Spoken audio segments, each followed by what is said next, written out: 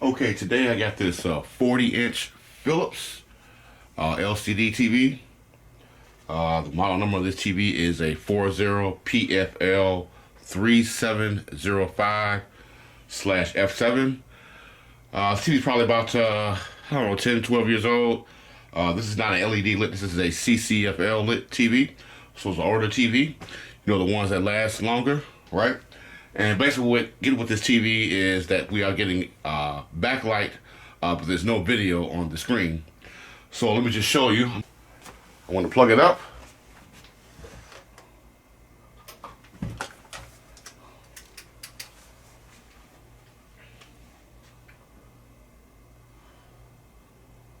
There we go. As you can see, we do have a lit screen, okay?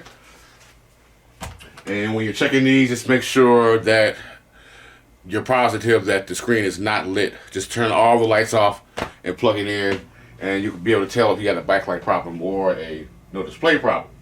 Okay, I'm gonna unplug it. All right, so we have backlights, no picture. Let's do this again.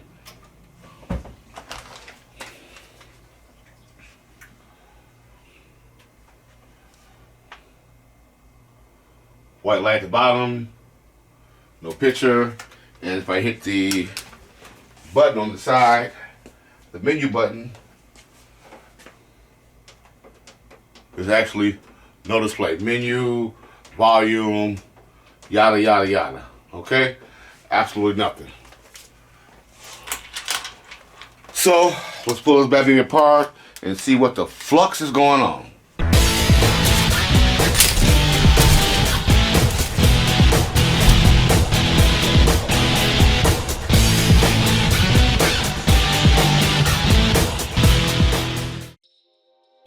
Okay, to verify the model number on this TV, zoom in, and as you can see right at the top, 40PFL3705, and this TV was manufactured in November of 2010. So this TV is almost 13 years old, okay? So, lasted quite a bit of time before we had any problems with it, right? Dad says the first time he's had some problems with it, or any problem with it.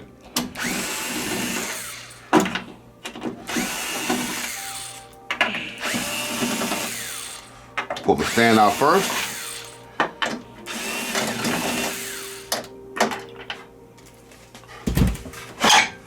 Right?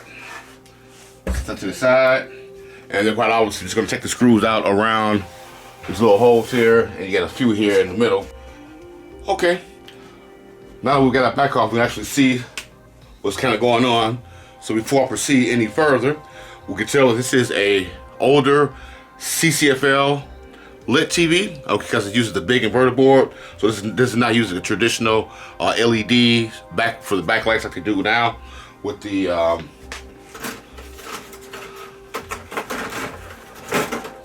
LED strips. Right? So it actually uses a lamp, like fluorescent lamps to go across, okay? And it's probably about, it's kind of transformers, you can probably tell, there's probably 2 per each transformer, 1, 2, 3, 4, 5, 6, 7. It's probably gonna be about 12 or 14 lamps going that way. Okay, so we know that those are good, okay, because we do have a backlit screen. The problem that we're having is we're not getting any video, okay? Now, in most cases, we have a backlit screen but no video.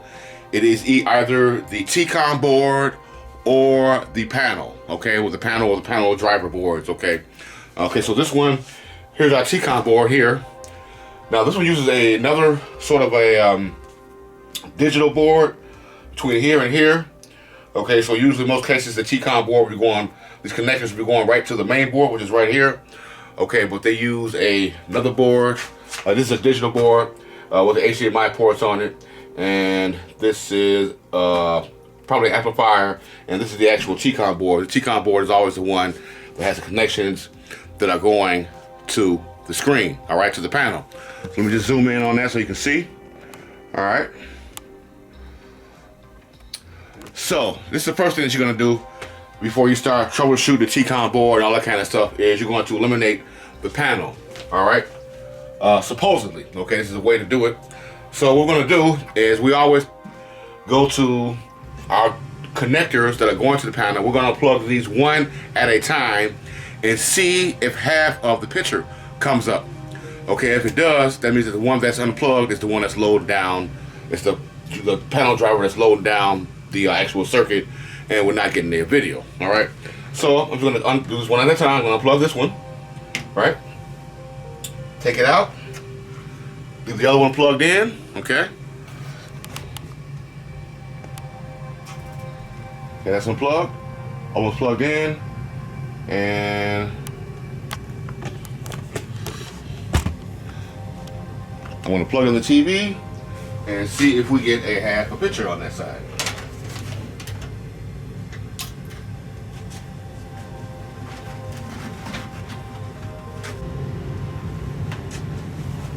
Okay, white light is on, and there is no picture, and the backlight's on. Yes, I can see the backlights are lit through the back of the TV. No picture, all right? We're gonna plug it. We're gonna do just the opposite. I'm gonna plug this back in very carefully.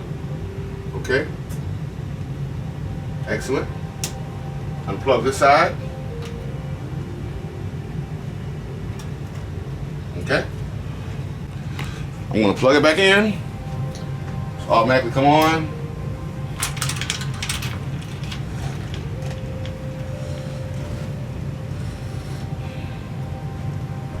The white light is on. You can't see it, but the white light indicator light is on. And there's absolutely no picture. Okay, like I said, if I were to get a half a picture on one side of the screen or half a display, right? I would like the menu came up or anything, or it said input 1 or input 2, and I hit the menu and I can see something coming up on the one half of the screen, then we know we have a bad LCD panel. All right. So far so good. Not saying that it still could be, or could be. It still could be a bad LCD panel. Even we'll get in display. That's when we get to the troubleshooting part, right? Okay. So now, first thing we're going to do is knock this all the way in on the side. There we go. Nice and flush in there. Okay. Now, I do see that we have a wire from the power supply board going to this board.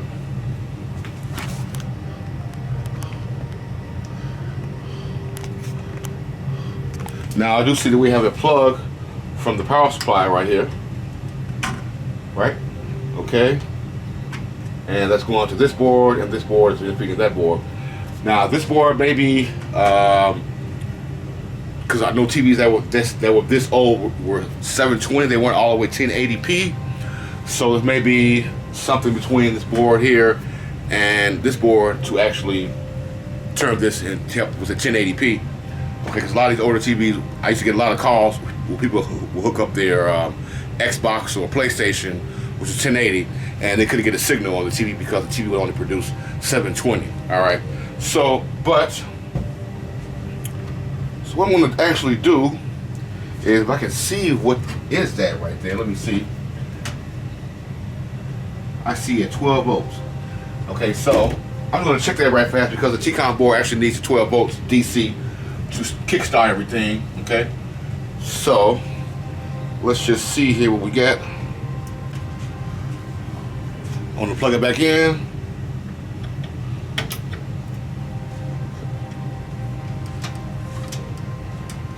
Once I see the backlights come up through the back of the TV, they're up. I'm going to ground my Backlight to the chassis, and I'm going to check and make sure that we have voltage here. The meter is an auto, so it should automatically pick it up. All right, let's see this red wire here says something. Okay, got 3.3 volts there. Okay, I don't know what that is. All right. And I do have 12 volts on that one. Okay. 12 volts there. Okay.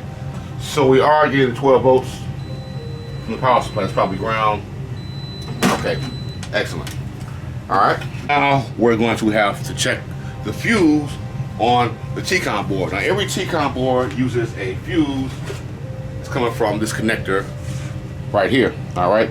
And on this one, as you can see, a big bold fuse right there, right?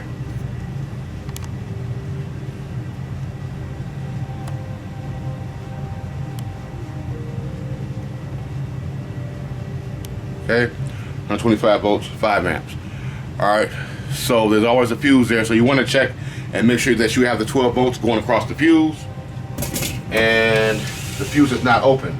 So what I'm going to do is I'm going to take this, make sure the TV's unplugged. I'm going to take this plate off here.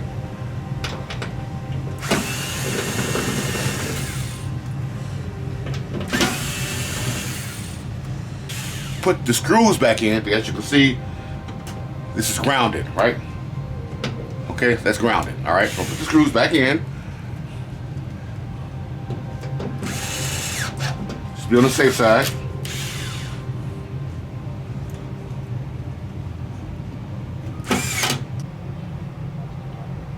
Okay, there's our fuse right there. And it's labeled F100, 125 volts. Right here. Okay? That's our fuse. All right? So, what I'm going to do, let's just put my meter in voltage. DC volts. Okay? I'm going to check to make sure that I have 12 volts across the fuse. Okay, so I got my meter set in DC volts. I'm actually going to ground my negative lead. Okay, I'm going to just use an alligator clip and clip it to the chassis. So I got a free hand. Anything metal on the chassis is fine. I can do it right here, whatever, right? But I don't want to be right in front of the meter, so we'll just clip it right here. Okay, I'm going to go ahead and power it up. Okay, plug it in. It should automatically power up at plug in.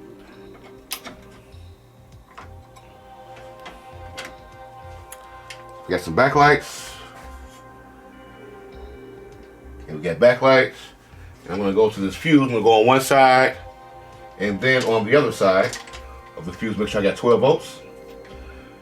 Keep kind of trick. I don't want to get shocked with this power supply. But let me see here. We got one side of the fuse. There's nothing there. Okay. 0.9 volts. That's incorrect. And I got 12 volts on one side. Okay. So now, that lets me know that the fuse may be open. And there's nothing on that side of the fuse. But if I go here to the left of the fuse, which is coming from the cable here, right? It's where 12 volts is coming through that cable. So I'm getting the 12 volts there, but obviously I'm not getting the 12 volts on the other side. So what that probably means is our fuse is open. Let me just double check.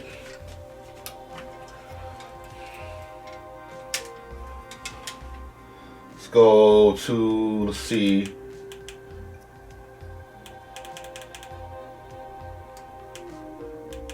I'm gonna put my meter on auto. I'm just gonna put it on the beep scale. Okay. Let me go across this fuse. It should make a beep. That means it's a short. Okay, so voltage can pass through there. Absolutely no beep. All right.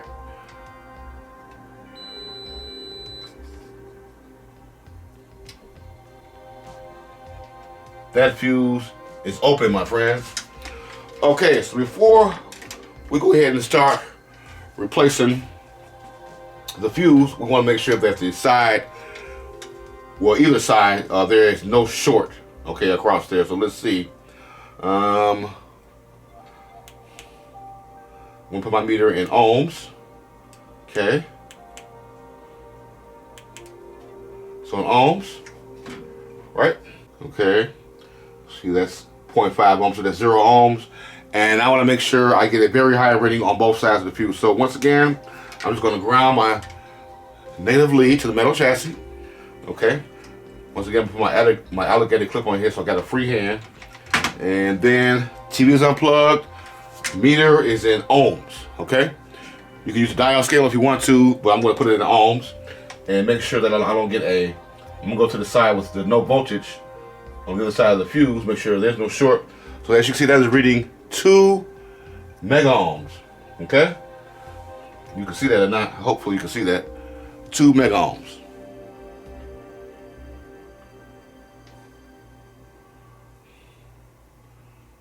Moving my hand, okay? All right, so that's pretty good. I don't want it to read like 400 ohms or 200 ohms or 0 ohms, but then you know we have a short there, okay? And the other side is reading 3.8. Come on. 3.8 mega ohms.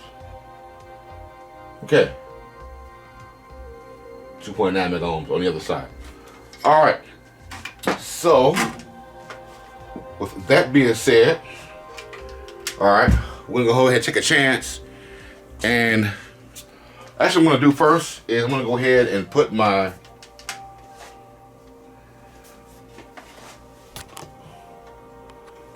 meter in the amps scale and see if we have an excessive amount of current going through there. Now, if it is, we shouldn't do any damage because it's only a 12 volt line and this fuse is only rated at 3 amps. No, 3.15 amps, okay? So being safe, I'm gonna put my meter in the 10 amp mode. Okay, so let me see. Okay, and as you can see, it says 10 amp. I'm gonna actually take my lead, right? My positive lead. I'm gonna make sure it's doing this. And put it on this side, which says 10 amps. All right. Okay, so I changed my meter. I put my meter in the amp scale and also changed the leads. All right. And I'm just gonna go across the fuse. I'm gonna plug it in first. All right. And we should be no higher than 1 amp if everything is okay. All right. So backlights are up, and I'm gonna put my meter across here. Hopefully I won't get shot doing this. Okay. Come on.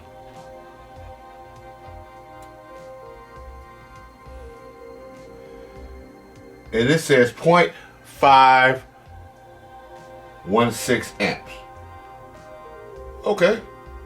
That may be okay. Unfortunately, I can't hold this and look at the picture right. So let me see what I want to do. Let's make sure I'm going to put this in milliamps and see if I'm getting any fluctuation here. Let me see. Let's put it in milliamps. 543 milliamps.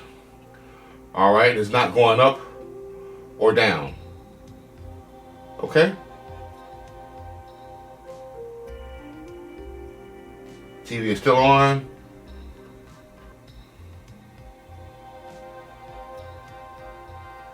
Don't see any smoke. Don't smell anything burning. Good. Excellent. All right. So good so far. So actually I'm going to do, I'm actually going to jump across that fuse using something. Let me see what I can use here. Okay, so what I did is I found it should be a 2 amp fuse, okay? If you can see that. Probably not. All right, 2 amps, and I'm just gonna jump across this fuse just to make sure. Okay, so I'm gonna put a little solder on each end.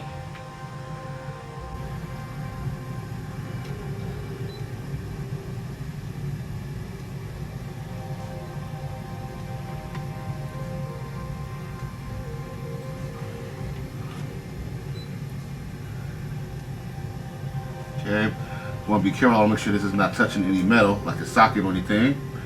All right. Okay.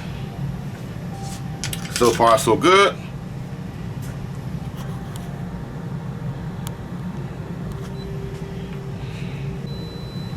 Okay, make sure the fuse is good. Excellent. All right. So now, what I'm gonna do is actually just, once again, I'm going to, okay, I got about a makeshift fuse in there, so I'm just plug it in, plug in the power, okay?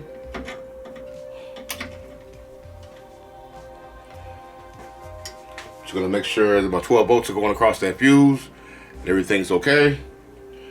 All right, so I got 12 volts here, 12 volts. And on the other side, 12 volts. And that should be going right where this capacitor is. Let me see. There's another little fuse here, let me see. 12 volts. Okay, so that is actually getting onto the circuit. Now, let's just see if I got any kind of picture on the screen. Okay, I still got my little fuse in there, right? And I'm just gonna plug it in and see if I can get any kind of display on the screen.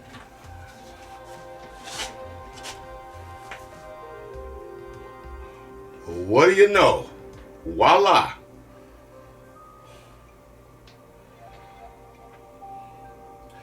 Now I know a lot of you been probably asking, why did that fuse blow?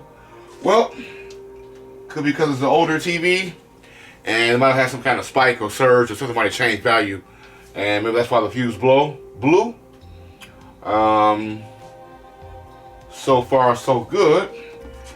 I'm gonna put my hand on this the DC regulator chip and make sure. Nope, it's not getting hot. And the T-Con chip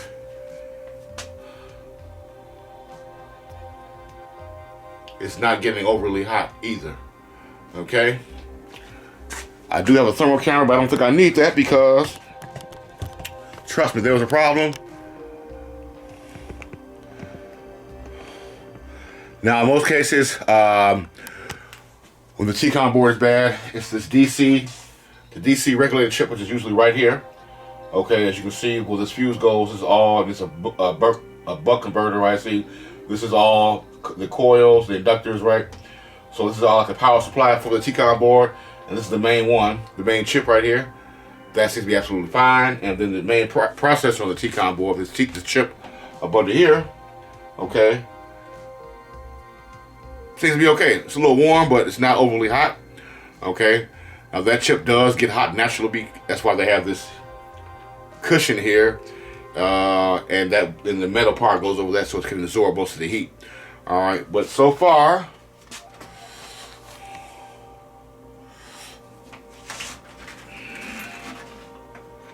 so good.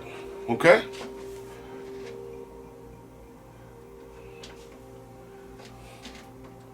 Let's change in menu. All right. So what I'm gonna do now is just replace that fuse with a real surface mount fuse, if I can find some.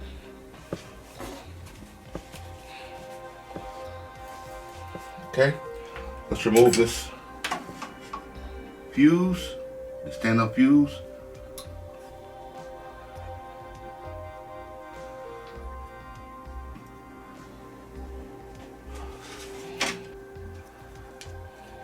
Now I'm not going to use hot air because I don't want this to fall off, right? Or I'm sorry, I don't want to blow any other components off the board.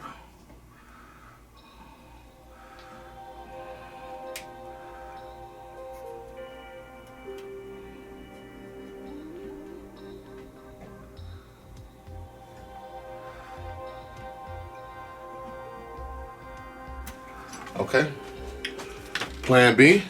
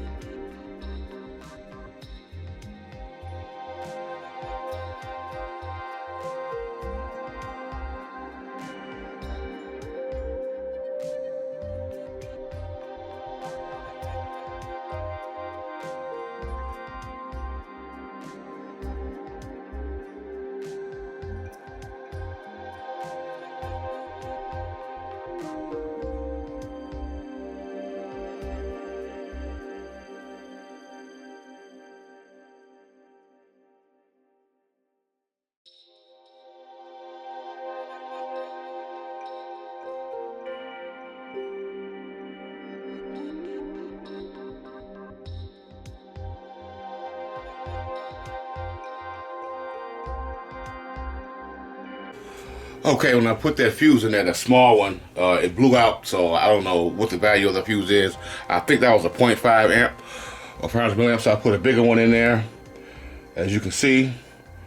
All right, so that is the same as the other one, 3.15 amps.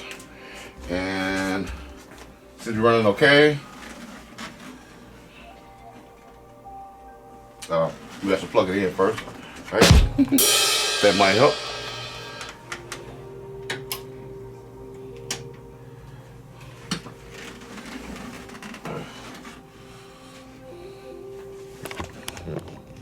Here's our Philips logo.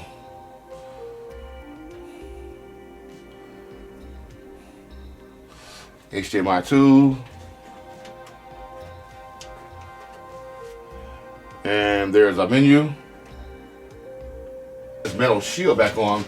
Now I could have just took like the fuse I had, or even longer fuse like this one, and went across it. But obviously we have to put that metal shield back on because we have to make sure that keeps that T-Con IC keeps as cool as possible, right? All right, so let's go ahead.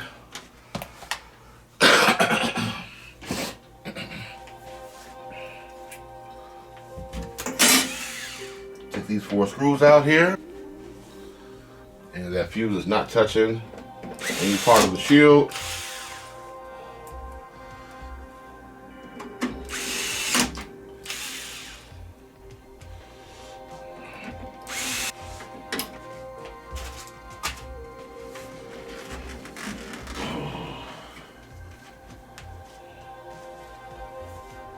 All good.